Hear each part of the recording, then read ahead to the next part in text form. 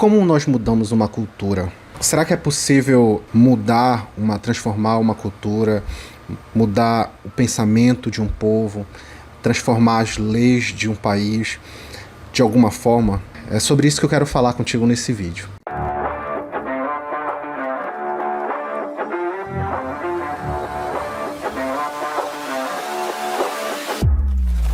Sou o Wallace Alves, eu sou o idealizador do Folhas do Éden. Se é a primeira vez que você está no canal, aproveita para se inscrever. Aqui a gente traz estudos bíblicos sobre teologia, cosmovisão. E nesse vídeo eu quero tratar sobre esse assunto de transformação social. Eu passei um tempo refletindo sobre isso, conversando com algumas pessoas e juntando essas ideias através de uma perspectiva bíblica, eu decidi gravar esse vídeo justamente para compartilhar um pouco sobre isso. Muitas pessoas, quando a gente fala sobre mudança de uma sociedade, de uma cultura, geralmente a primeira forma de solução que eles encontram é transformar a política. Então a gente precisa eleger o político A ou o político B para poder passar leis X, Y, Z que favorecem que os cristãos consigam viver de uma forma mais tranquila.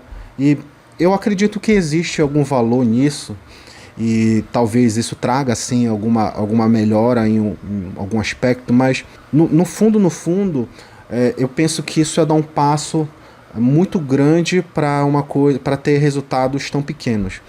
Existe uma forma de mudança cultural que ela é muito mais sustentável, ela é muito mais robusta, mas sim, leva mais trabalho. É o que eu acredito que é a visão bíblica. E eu quero compartilhar com você como a Bíblia fala, como a Bíblia ensina sobre mudança de uma cultura, como mudar a direção de uma cultura, de uma sociedade como um todo.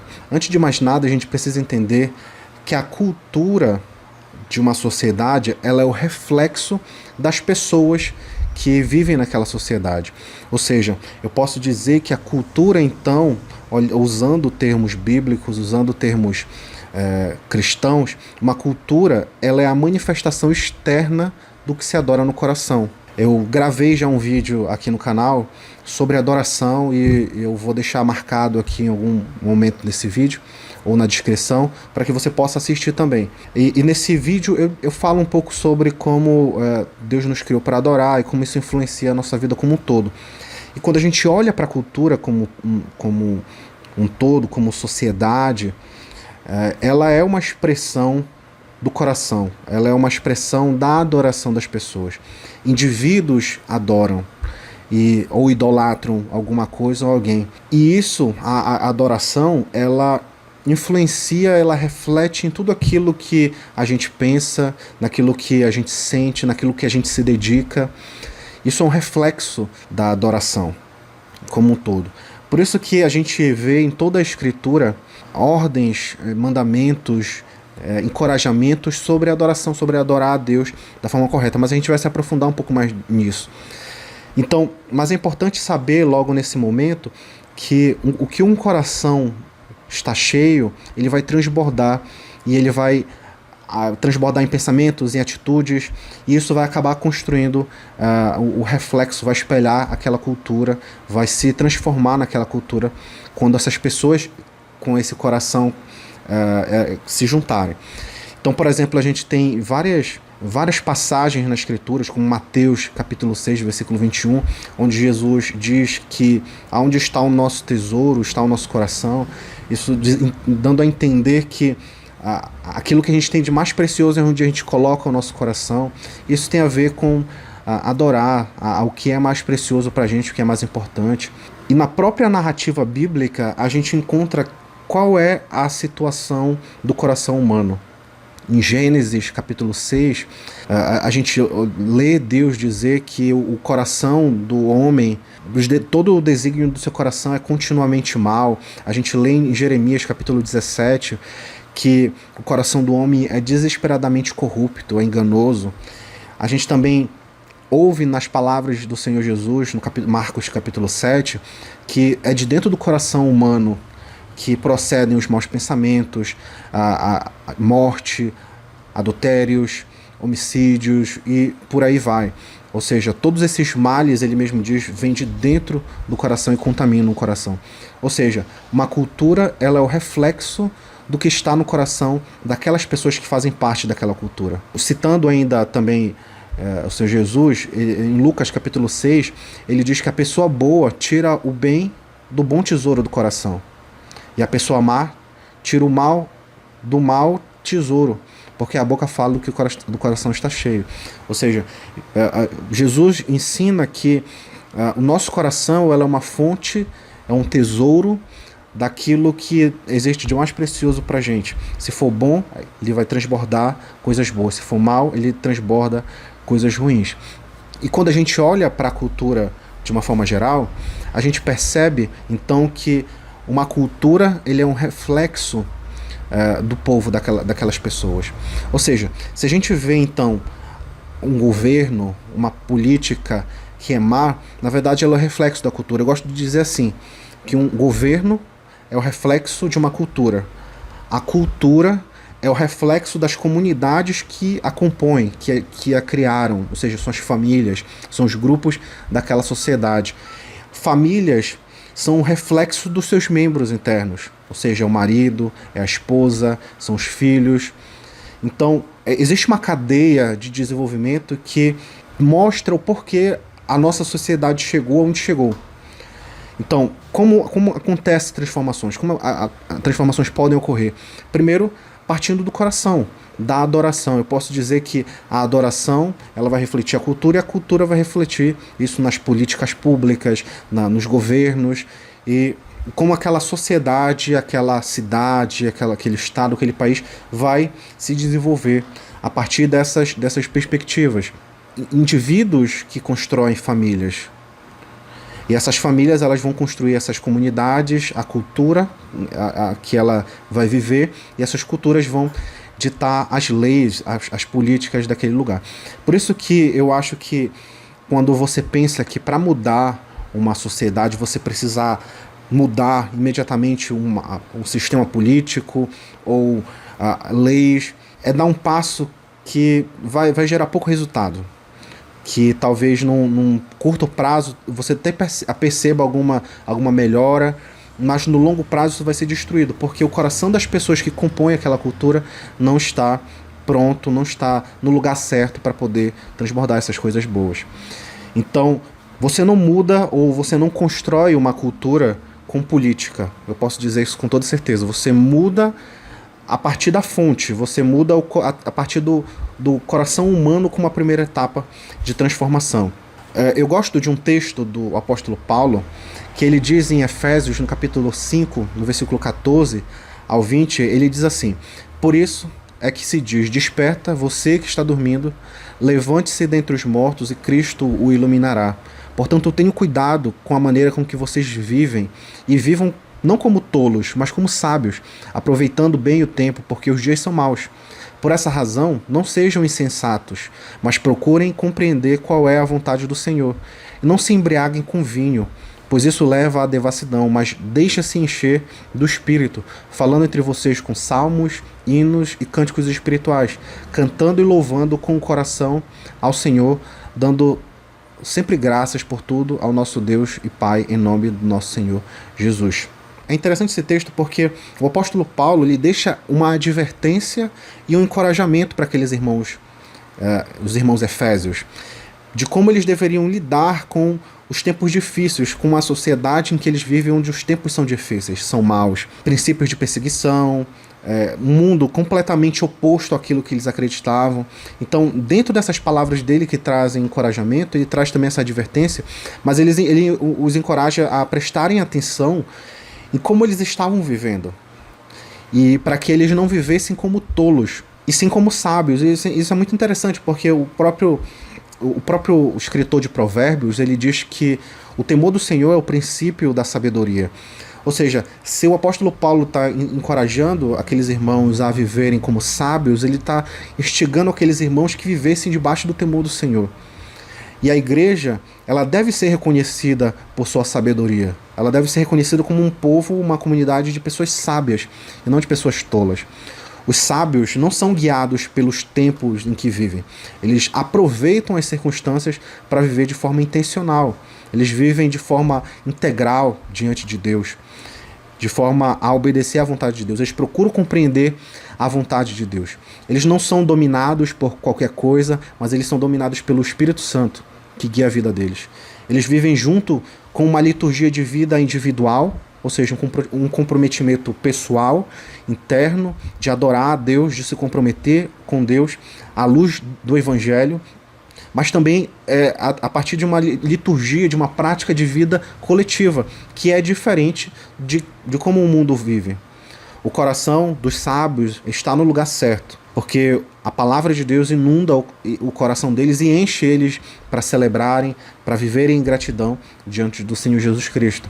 Então, diante dessa advertência do apóstolo Paulo, a gente pode também encontrar um encorajamento para a gente, uma advertência e um encorajamento para as nossas vidas, de que a gente não deve viver a partir das circunstâncias. Isso é muito comum.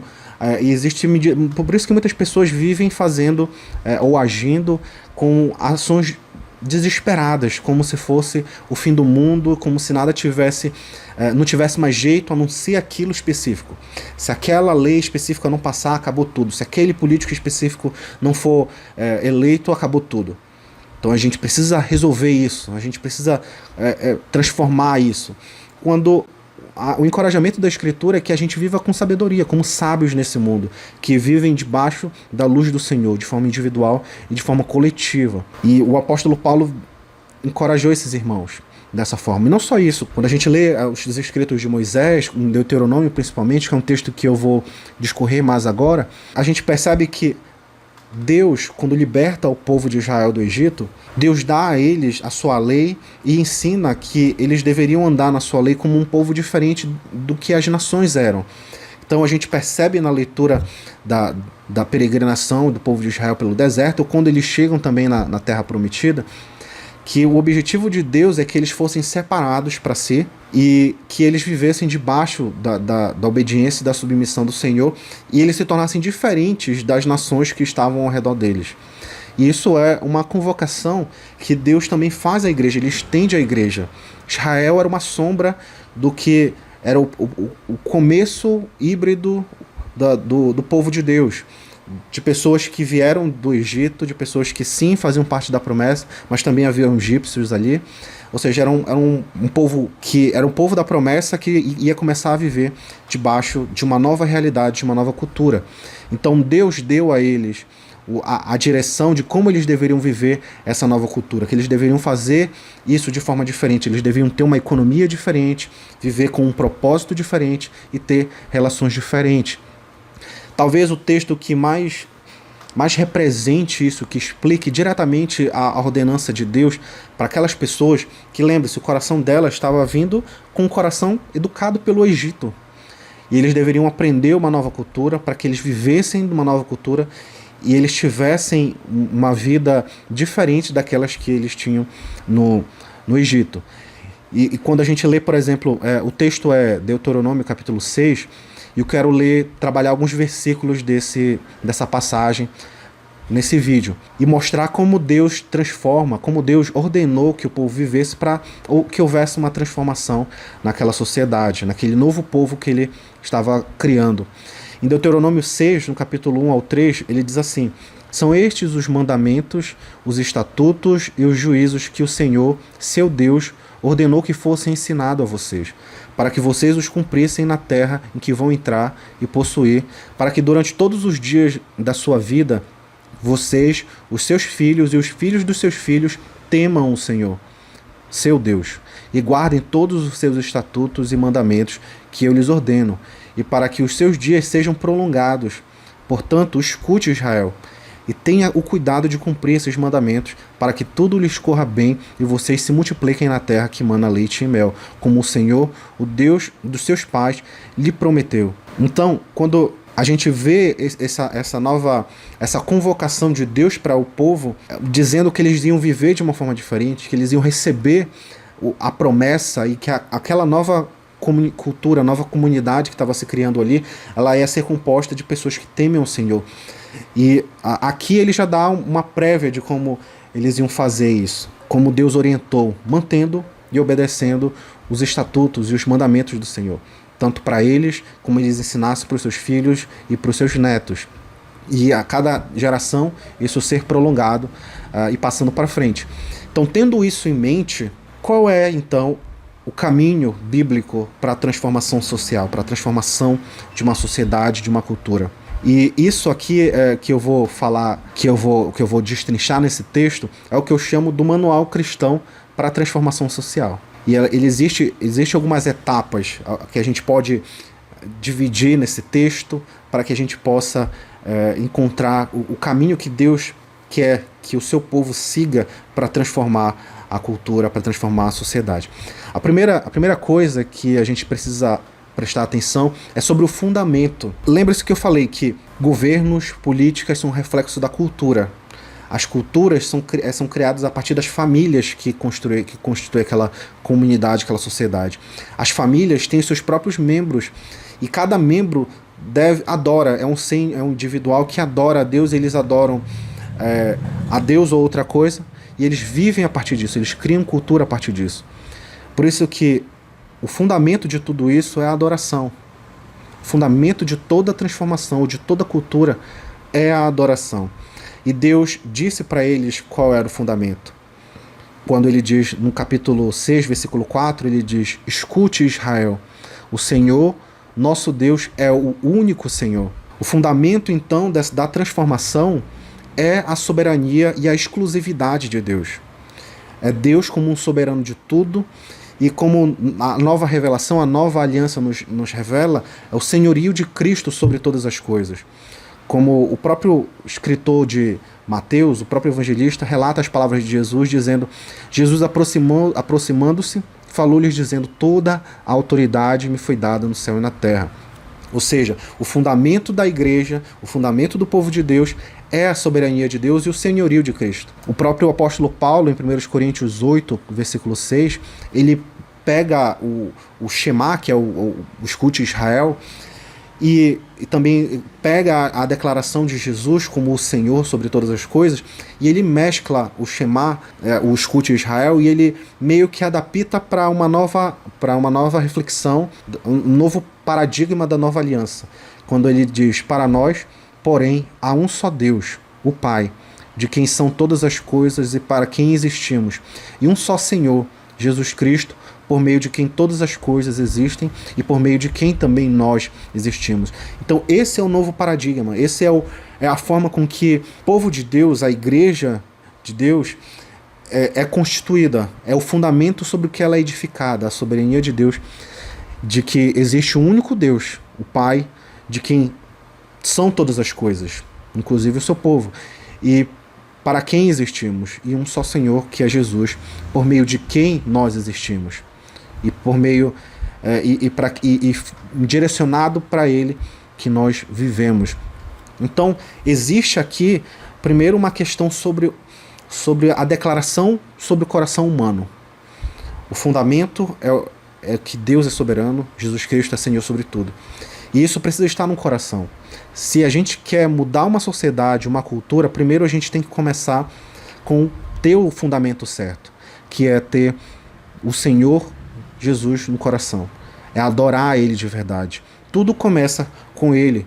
Tudo encontra sentido nele. Tudo foi feito para Ele. Todos devem se submeter a Ele. De novo, eu já fiz um vídeo falando sobre adoração e como a adoração nos transforma, nos muda e nos revela quem nós somos de fato. Eu indico que você assista esse estudo também, para que você possa se aprofundar nesse tema, mas aqui a ideia é que nós tenhamos o fundamento. A gente entenda que tudo começa com Deus, com a adoração, com o coração certo nele, entendendo essas coisas, entendendo que Ele está no trono, que Ele governa, que Ele é soberano sobre tudo. Esse é o fundamento. E é exatamente nisso que o Moisés ensina ao povo, dizendo: escute, Israel, o Senhor nosso Deus é o único Senhor. Não existe outro Senhor. Não existe concorrentes diante de Deus. Então a gente reconhece, porque querendo ou não, Deus é soberano. A gente não coloca Deus como soberano, a gente não torna Deus soberano, Deus é soberano, nós apenas nos submetemos a isso. E então entra na segunda parte dessa passagem, que eu posso dizer que poderia ser um segundo passo, que é quando ele diz que nós agora devemos olhar para o nosso coração. Em Deuteronômio 6, versículo 5 e o 6, ele diz, portanto, ou seja, porque existe um único Senhor, Deus é o único Senhor, portanto, ame o Senhor, seu Deus, de todo o seu coração, de toda a sua alma e de toda a sua força. Essas palavras que lhe ordeno estarão no seu coração. Então, aqui existe um aspecto de adoração. Aqui, agora, é a nossa submissão ao Deus que é soberano, ao Cristo que é Senhor sobre tudo. Tem a ver com a nossa adoração. Adore o único Deus verdadeiro e viva, então, a partir disso. Então, se nós queremos ter uma transformação, a gente precisa considerar o que Moisés está falando ao povo, está dizendo ao povo, que eles deveriam amar o Senhor. Isso é um mandamento do Senhor. Amar o Senhor com todo o coração. Ou seja, isso tem que ser parte de quem nós somos, deve ser parte da nossa dedicação, isso tem que ser parte e ser refletido naquilo que nós fazemos, são as nossas forças, e a gente nunca deve esquecer disso. Então, a quem você adora? Você está adorando a Deus de fato? Você está obedecendo ao Senhor de fato? O seu coração ama a Ele? Você ama a Deus de todo o seu coração, de toda a sua alma, com toda a sua força? Você tem mantido isso diante de você? Porque se você não tem isso no seu coração, se você não consegue lidar com a adoração, tudo que você fizer para tentar mudar a sociedade, a cultura, é em vão, porque o coração está longe de Deus. Por isso que eu acho bem estranho pessoas que defendem, por exemplo, o conservadorismo e pensam que ser conservador significa ser cristão ou crer em Deus, quando na verdade uma coisa não tem nada a ver com a outra. Existem conservadores que são ateus. Então, se você não consegue mudar uma sociedade sendo um ateu, a não ser que você queira que uma sociedade viva sem fundamentos de bem, sem fundamentos reais do que é o bem, do que é o bem comum. Porque apenas no cristianismo a gente tem um fundamento que é eterno, que não é a igreja, que não é o povo de Deus, mas que transcende o povo de Deus, que é o próprio Deus. E isso, viver dessa forma, ela precisa ter um comprometimento, precisa haver um comprometimento no coração para então viver a partir disso. Então a primeira coisa, o segundo ponto do manual de transformação é a gente olhar para o indivíduo, é você olhar para você mesmo e entender a quem você adora, e se você adora o Deus verdadeiro, o Deus bíblico, da forma com que Ele diz para a gente adorar, com todo o nosso coração, com toda a nossa alma e com toda a nossa força. Então, lembrando, existe o fundamento, a segunda parte que é construída esse fundamento é a adoração, adorar o Deus verdadeiro. A terceira parte é a construção das comunidades. E comunidades são constituídas de família. Então, dentro desse ensinamento, a gente tem, no versículo 7 de Deuteronômio, diz assim: você as inculcará a seus filhos, ou seja, essa verdade do amor a Deus. Você as inculcará a seus filhos e delas falará quando estiver sentado na sua casa, andando pelo caminho, e ao deitar-se e ao levantar-se. Aqui, ele está dizendo que, então, se você já adora a Deus no seu coração, então então você agora tem que ensinar isso aos seus filhos, educar os seus filhos, ensinar o temor do Senhor, ensinar os mandamentos do Senhor, cuidar do coração do seu filho para que ele adore a Deus também. E é interessante esse aspecto, porque há umas semanas eu li uma reportagem sobre famílias que decidiram criar seus filhos com gênero neutro. Ou seja, não dizendo para ele, se é um menino, se nasce menino, não vou criar ele como um menino. Ou se for com uma menina, a mesma coisa. Mas criar eles de uma forma independente ou neutra, se for possível, criar de uma forma neutra e esperar com que eles, quando chegar a terem a maior idade, consigam dizer o que são, perceberem em si o que realmente são e escolham viver como eles quiserem. E o interessante nessa reportagem Era que as pessoas, as famílias que estavam aplicando isso, diziam o seguinte: a gente sabe que esse tipo de pensamento ele não é muito aceito na sociedade. Talvez leve um tempo para que as pessoas aceitem algo desse tipo, mas a gente tem paciência. A gente vai fazer a nossa parte. A gente vai construir os nossos filhos assim. Talvez depois os nossos filhos vão se relacionar com outras pessoas, independente da sexualidade e independente de julgamentos que a sociedade coloca sobre as crianças, sobre o que elas deveriam ser. Então, os nossos filhos, a gente está olhando para os nossos filhos e a gente está tendo paciência e educando as pessoas que estão ao nosso redor, encorajando os nossos familiares, e a gente sabe que isso pode levar tempo, mas a gente está fazendo isso aos poucos. E é interessante que essa fala mostra que eles estão fazendo exatamente aquilo que o povo de Deus deveria fazer, ao criar filhos, ao ter paciência para construir as coisas, para que a gente veja a mudança. Só que a diferença é que eles estão vivendo num paradigma mundano, pecaminoso, que se opõe a Deus. Enquanto que Deus ele encoraja o seu povo, a igreja, a viver de uma forma com o temor do Senhor, abraçando aquilo que Deus nos criou para ser, não ignorando isso.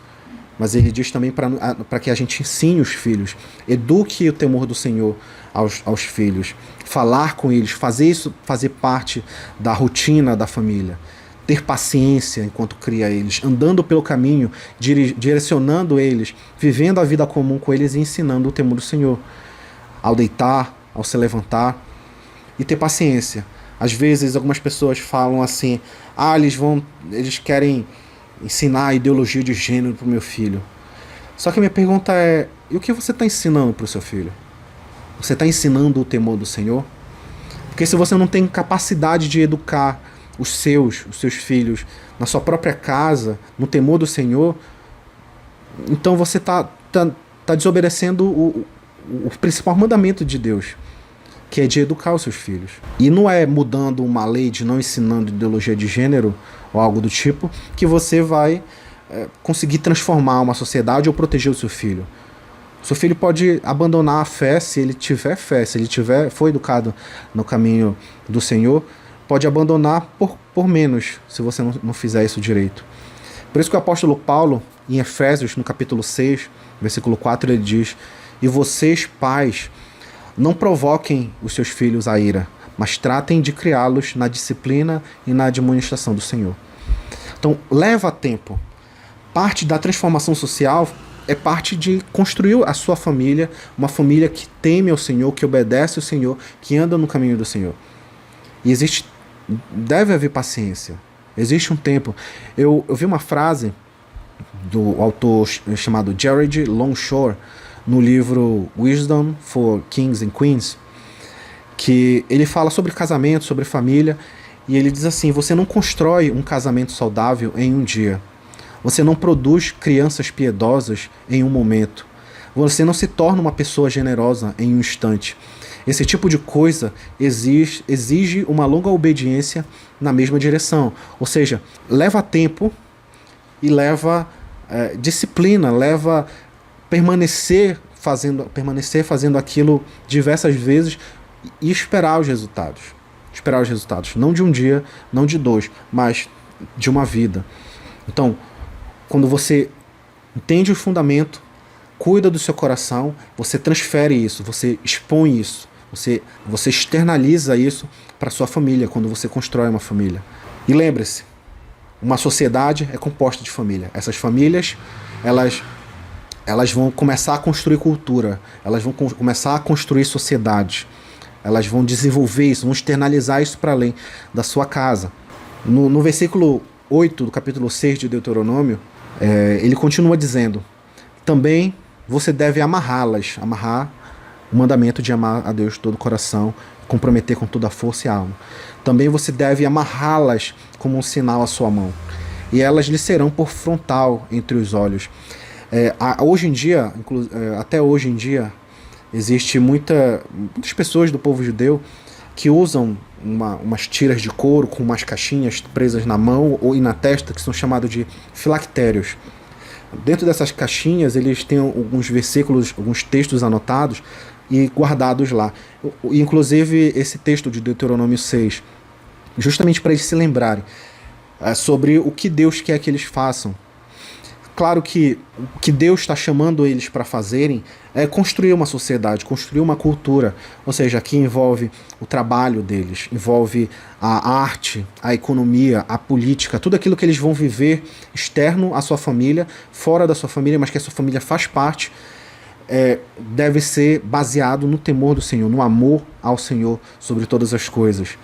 Isso deve ser um sinal na nossa mão, ou seja, nas nossas ações e na nossa mente, no nosso frontal, aquilo que está diante dos nossos olhos, aquilo que a gente vê, aquilo que a gente pensa. E é assim que Deus chamou eles para viverem. Mesmo que hoje muitos judeus ainda acreditem que tem que ser feito isso literalmente, você amarrar os filactérios na mão ou na testa. A verdade é que o que Deus estava chamando eles para fazer era convocando eles a não se esquecerem do que Deus chamou eles para viverem ali, naquela nova terra. Da mesma forma é o que Ele nos chama para viver. Deus quer que a gente viva de forma que a gente demonstre que o amor do Senhor está em nós. Vivendo isso no nosso coração, na nossa mente, com as nossas forças, externalizando isso através do nosso trabalho, através das nossas ações, através daquilo que a gente pensa, porque o que a gente pensa, aquilo a gente transforma na prática, a gente transforma no bem comum. Mas isso deve ser feito a partir de uma lembrança contínua de que nós estamos diante do Senhor. A gente deve obedecer Ele dessa forma. Então, não significa que você vai amarrar um filactério na mão ou na testa, mas significa que se você quer transformar a sociedade, você quer mudar a cultura que você vive, você precisa viver, trabalhar, agir, construir cultura a partir do temor do Senhor, a partir do amor a Deus sobre todas as coisas. Prático, formas práticas. Aqui a gente tem um princípio, depois a gente pode trabalhar e pensar em como isso se aplica na nossa individualidade, no nosso dia a dia, nos nossos relacionamentos externos. Aquilo que a gente faz como honra a Deus. O princípio daqui é o princípio da justiça, da bondade, da misericórdia. O que muitas pessoas não podem ter ou não podem prestar contas com fazer o bem. Por que alguém faria o bem ao outro? Se elas não tiverem um fundamento, que é o Senhor, é o único Senhor, e que nós devemos honrar somente a Ele, a gente não encontra razão para fazer o bem ou de praticar a justiça. Então, por isso que Deus nos dá os fundamentos para que a gente aplique isso no nosso dia a dia. Então, o segundo aspecto da transformação, desse manual de transformação, é as nossas atividades, fazendo as nossas atividades diante do Senhor e lembrando disso, vivendo com justiça, praticando a misericórdia, praticando a bondade no nosso dia. O quinto aspecto desse manual são os nossos relacionamentos, são as pessoas com que nós nos relacionamos, que fazem parte do nosso círculo de extensão. Não necessariamente a nossa família interna, porque a gente já falou sobre esse aspecto, mas sobre os nossos relacionamentos, os nossos amigos, os nossos familiares, os nossos colegas de trabalho, todos eles também fazem parte disso. E como o nosso lar, a nossa casa, ela tem um papel importante na transformação cultural a partir dos nossos relacionamentos também. No versículo 9 do capítulo 6, o texto continua dizendo assim: e você as escreverá nos umbrais de sua casa e nas suas portas. Isso aqui remete à saída do povo de Israel do Egito, quando Deus pediu para que eles comerem um carneiro primogênito, sem mácula e tudo mais, sacrificassem esse animal e passassem na fresta das portas o sangue dele, para que quando o anjo da morte visitasse o Egito, não matasse ou não prejudicasse, não afetasse o povo de Israel, os primogênitos de Israel. E aqui, da mesma forma, ele diz para que os umbrais da casa também estivessem marcados com a lei, com o grande mandamento: o Senhor é o único Senhor, e nós amamos Ele de todo o nosso coração. Então esse texto, essa declaração, ela deveria estar nos umbrais. Ainda hoje, em muitas também casas judaicas, adaptaram isso, criaram uma tradição de colocar realmente uma caixinha com um pergaminho dentro, um pedaço de pergaminho, citando esse texto, e eles colocam nos umbrais das portas mesmo, que é na parte de cima do umbral da porta, significando a obediência na teoria desse mandamento. Só que na prática, o que Deus estava dizendo para eles, e dentro daquela cultura mesmo que eles viviam, as portas, elas têm a ver com os seus relacionamentos. É como se você tivesse uma placa na sua porta, dizendo assim: aqui nós obedecemos ao Senhor. Ou como Josué disse: eu e a minha casa serviremos ao Senhor. É como se ele dissesse assim: na frente da minha casa vai ter uma placa, ou nos umbrais da porta da minha casa vai ter uma placa dizendo: nós nos submetemos ao Senhor, nós vivemos diante do Senhor. E a ideia, quando Deus diz para eles escreverem essas palavras nos umbrais da porta, é porque as pessoas que entram naquela casa, que participam daquele dia a dia, que passam ali naquela comunidade, entendam que naquela casa as pessoas temem ao Senhor. Da mesma forma, isso deve refletir para as nossas casas, para os nossos relacionamentos. Os nossos amigos, quando visitam as nossas casas, os nossos colegas que conhecem os nossos familiares, como a gente vive a nossa vida, eles precisam ver que nós vivemos debaixo do temor do Senhor. Eles precisam ver que nós obedecemos o Senhor. E dentro desse relacionamento, ser intencional, ser inclusivo, ser hospitaleiro, trazer as pessoas para que elas conheçam essa cultura familiar que vive diante do Senhor. E é exatamente isso que Deus estava dizendo para eles. Vocês vão marcar isso nos umbrais das portas de vocês. Vocês vão escrever isso nos umbrais e nas portas para que as pessoas vejam que vocês vivem diante de Deus, que vocês reconhecem que Deus é o único Senhor, que vocês o amam de todo o coração. Então, a nossa casa, ela precisa ser um núcleo de influência para a sociedade que a gente vive. Deve ser um núcleo de influência e de discipulado. As pessoas precisam entender que ali elas podem encontrar a palavra de Deus, elas podem encontrar comunhão com Deus, porque as famílias que vivem ali, a família que vive naquela casa, vive dessa forma. E a gente precisa tornar evidente a forma com que a gente vive para os nossos vizinhos, para o nosso bairro, para a nossa comunidade, de uma forma geral. E isso tem a ver com construção de cultura. Isso é muito importante. Veja o que a gente está fazendo aqui. A gente está evoluindo uma argumentação de transformação cultural. Ele começa, só recapitulando, ele começa com o fundamento do reconhecimento de que existe um único Senhor. Depois está relacionado à nossa adoração, a quem nós amamos com todas as nossas forças, que deve ser o Senhor. Depois, como nós educamos nossos filhos, como nós cuidamos da nossa família no temor do Senhor. Como nós vivemos a nossa vida externa na sociedade, na construção daquela comunidade, com o nosso trabalho, com a nossa criatividade, com o nosso pensamento, com a nossa forma de agir, de pensar, também diante do temor do Senhor. Aplicando os princípios da justiça, da bondade, da misericórdia, e também no nosso ciclo de influência, nosso círculo de relacionamentos, tendo o nosso lar como um núcleo de influência e de discipulado. E não só isso, que talvez seja a parte que muitos cristãos talvez ignorem, que é a parte do discipulado, o discipulado das nações. Ensinar as nações a obedecerem ao Senhor.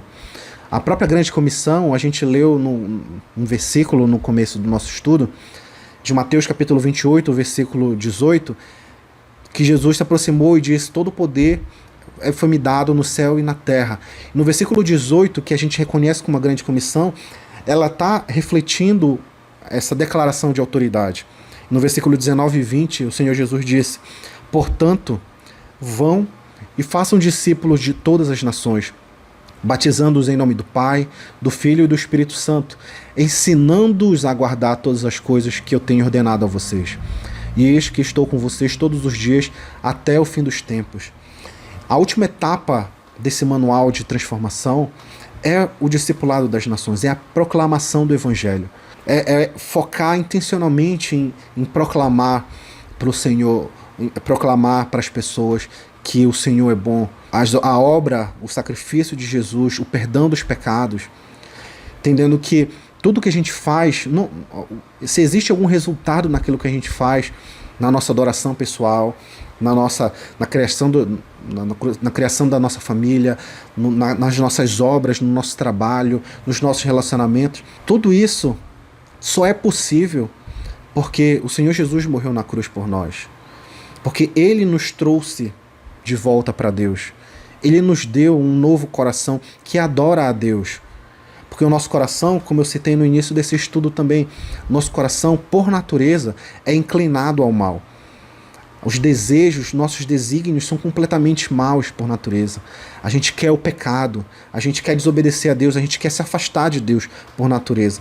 Mas por causa do grande amor de Deus por nós, Ele entregou o seu Filho para ser um sacrifício de redenção, para que a gente se aproximasse de Deus, para que a gente voltasse a Deus. Nós éramos inimigos, Ele nos tornou filhos, parte dessa nova cultura, parte dessa nova sociedade, parte do seu povo. E o discipulado das nações é estender isso a outras pessoas. Nós que somos salvos, ensinar os nossos amigos, vizinhos, familiares que estão longe do Senhor a viverem também debaixo do temor do Senhor, a viverem debaixo das bênçãos do Senhor, da aliança do Senhor. E a grande comissão é sobre isso, é sobre remissão dos pecados, é sobre nova vida com Deus. E era isso que a gente tem como ensino da Escritura para mudar a sociedade. Então, se você quer realmente ver mudanças reais na sociedade que você faz parte, ela só vai acontecer pelo poder de Deus agindo no coração das pessoas e através da sua providência. Não é trabalhar não é fazer isso a partir da política, da dominação pela força. Não. A cultura vai ser dominada pelo Senhor. A cultura, os países, as nações pertencem a Ele. E Ele está trabalhando na conversão delas. Ele está transformando. Mas a transformação, ela começa no coração. Ela começa através da conversão, da fé em Jesus, depois do comprometimento da obediência ao Senhor. Mas como a grande comissão nos ensina, a gente precisa ensinar essas coisas para as pessoas, ensinando elas a guardar todas as coisas que tenho ordenado a vocês. Então isso é feito pelo poder de Deus, isso é feito através de um comprometimento real do povo de Deus com a mudança social. Quanto a nós devemos fazer aquilo que Deus nos colocou como responsabilidade, aquilo que Ele colocou diante de nós para fazer, e a gente tem que fazer isso com paciência e com diligência. As coisas talvez não mudem de uma hora para outra, talvez não sejam em poucos anos, mas Deus nos chama a ter paciência e a agir como sábios nesse mundo, a partir da luz de Cristo, a partir do Evangelho, vivendo como pessoas intencionalmente comprometidas com a adoração a Deus, com a busca pela melhora social, no nosso coração, na nossa família, no nosso trabalho, nos nossos relacionamentos, e pregando o Evangelho. Tá bom? Então lembre-se, um governo é o reflexo de uma cultura é o reflexo da comunidade que a criou, que são as famílias. Uma família é o reflexo dos seus membros, ou seja, o marido e a esposa. E os indivíduos que compõem essa família, eles constroem famílias. As famílias constroem comunidades e cultura. Cultura ditam as políticas e o rito daquela sociedade. Porque a adoração gera cultura, cultura gera sociedade, governos e políticas. Então, que o nosso comprometimento seja em viver de uma forma íntegra e paciente diante do Senhor. Eu espero que esse estudo, então, tenha te dado encorajamento, te dê alguma orientação e coloque luz sobre algumas coisas práticas para você fazer. Se você gostou desse vídeo, curte o vídeo, se aproveite, se ainda não se inscreveu, se inscreve no Folhas do Éden e compartilha com outras pessoas também que querem saber sobre esse assunto, e vamos ajudar essa comunidade online a crescer. Tá ok? Eu agradeço a tua atenção e Deus te abençoe. Um abraço.